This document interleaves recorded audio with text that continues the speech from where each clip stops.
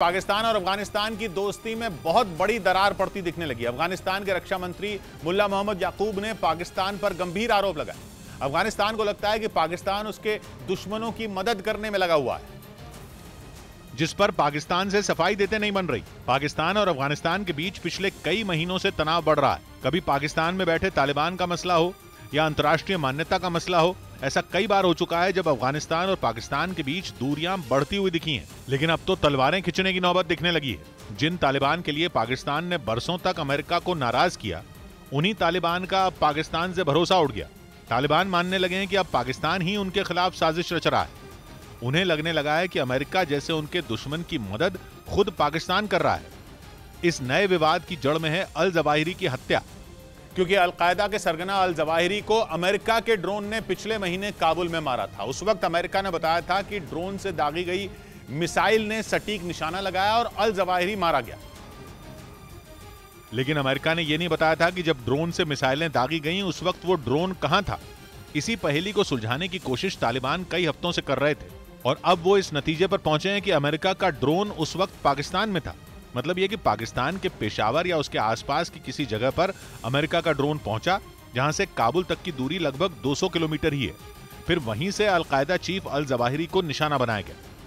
उस वक्त दावा किया गया था कि अल जवाहिरी काबुल के किसी खुफिया ठिकाने में रह रहा था और जैसे ही वो बालकनी में निकला था, उसे मिसाइल ने निशाना बना लिया था। तालिबान मान रहे हैं कि जानबूझकर इस ऑपरेशन के लिए पाकिस्तान ने अपनी एयर स्पेस का इस्तेमाल करने की इजाजत अमेरिका को दी। अफगानिस्तान में हमला करने के लिए अमेरिका की मदद करना तालिबान को भड़काने वाला कदम है। इसीलिए अफगानिस्तान के रक्षा मंत्री ने खुलकर इस मामले में पाकिस्तान को घेरा। उन्होंने आरोप लगाया कि पाकिस्तान ने अपनी एयर स्पेस का इस्तेमाल करने की इजाजत अमेरिका को दी, जिसकी वजह से अफगानिस्तान तक अमेरिका की मिसाइल पहुंच गई। लेकिन तालिबान के आरोपों से पाकिस्तान ने इनकार नहीं किया, बल्कि पाकिस्तान के विदेश मंत्री बिलावल भुट्टो जरदारी गोलमोल जवाब देते रहे।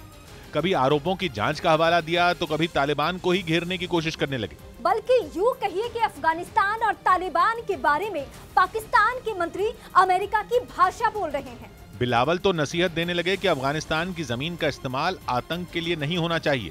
उनका इशारा जवाहिरी की तरफ था। लेकिन पाकिस्तान के मंत्रियों के ऐसे बोल पूरी दुनिया के लिए किसी मजाक से कम नहीं है। यूं कहिए कि 900 चूहे खा के बिल्ली हज को गई। वो पाकिस्तान जिसे दुनिया आतंकियों का सबसे बड़ा अड्डा मानती है, वो अफगानिस्तान को नसीहत देने में लगा है। ऊपर से अफगानिस्तान के रक्षा मंत्री मुल्ला मोहम्मद याकूब को भी टारगेट करने की कोशिश हो रही है। पाकिस्तान की सरकार के एक आधिकारिक बयान में यह तक कहा गया कि अफगानिस्तान ने कूटनीतिक मर्यादाएं लांघी हैं।